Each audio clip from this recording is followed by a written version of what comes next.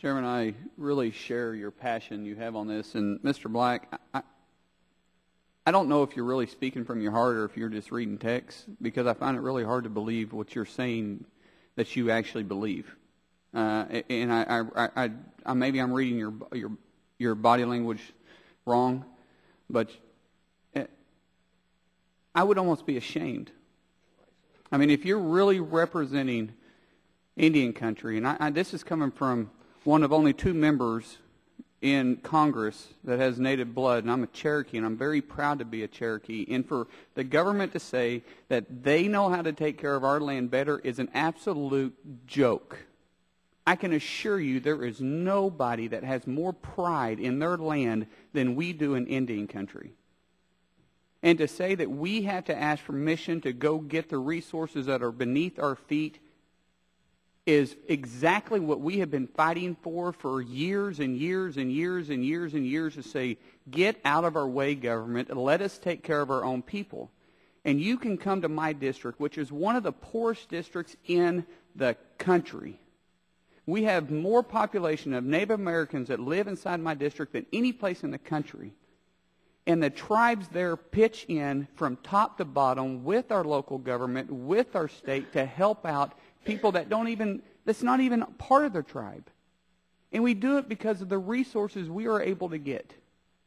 And I am literally appalled at the responses that you're giving. It makes no sense. You're doing nothing but reading a text. Nothing but reading a text. Do you believe, tell me, do you really believe what you're saying? I would have to say yes. You know, I mean. So have you been to Indian country? Yes, sir. I'm an enrolled member of the Oglala Sioux tribe out of Pine Ridge, South Dakota. You got to be kidding me. You have got to be kidding me. I find that shocking. I really do believe if I had your attitude about this, my chief would be in my office and he might just actually try to spank me. I have my kids' best interests in mind every single day I wake up. And I learned that from my heritage. Because in Indian country, we believe in leaving things better for the generation behind us. We want to provide the future for the generations behind us. We want to invest in the heritage behind us. And to say that we're going to damage sites on our own property that have value and heritage with us. I mean, I take great pride that I still have the Indian allotment land that's been in our family. I take great pride in that. I would never do anything to damage that so my kids couldn't enjoy it. So what you're saying is absolutely 100% nothing more than the government speaking up here. That's the same exact reason why I'm here.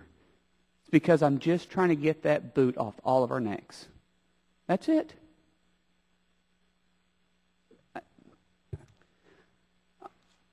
I'm literally speechless. I mean, I am so glad I'm part of this committee. Mr. Chairman, I'm so glad you gave me the opportunity, but this right here, this has to be one that makes my ears as red as they can possibly be. And for you to say that you actually believe it is even worse. I was really hoping that you would say, look, it's my job. And then I was going to feel sorry for you. I've got a minute left. And I'm going to give you an opportunity to actually speak from your heart and tell me what you believe. The floor is yours. Well, you know, like I said, I've spent my entire career working in Indian country. In D.C.? No, sir. Out in South Dakota and Montana. It's been the brunt of my career. I've been in Washington, D.C. for 3 years now. So I've worked directly with the tribes out in those 2 regions. Many of them friends, family that have been out there. I don't believe for a second that the tribes want to damage their environment. I think if anything, the Indian tribes. But that's exactly what we're having. You're saying we got to ask government more permission because you're trying to protect us, protect our land.